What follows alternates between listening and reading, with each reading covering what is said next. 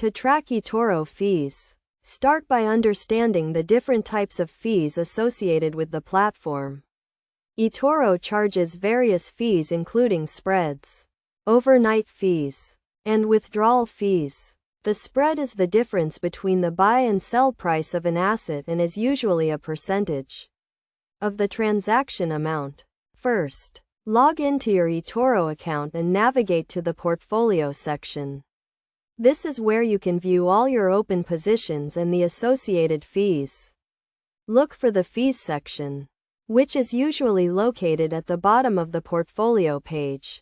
Here, you can see the total fees paid on each position, including spreads and overnight fees. To get a detailed breakdown of the fees, click on the specific position you want to view.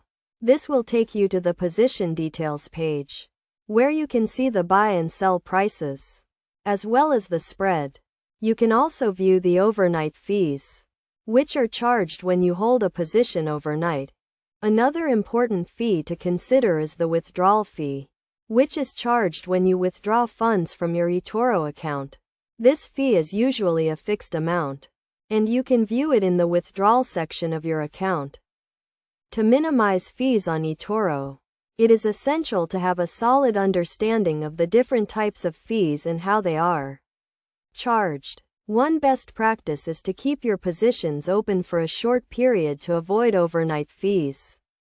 You can also consider trading assets with tighter spreads to reduce the overall cost of the transaction. Additionally, you can use eToro's fee calculator to estimate the fees associated with a particular trade. This tool is usually available in the trading section of the platform and allows you to input the transaction amount and asset type to get an estimate of the fees. By following these steps and understanding the different types of fees associated with eToro, you can make more informed trading decisions and minimize your costs. Remember to always check the fees section of your account regularly to stay on top of your expenses and adjust your trading strategy accordingly.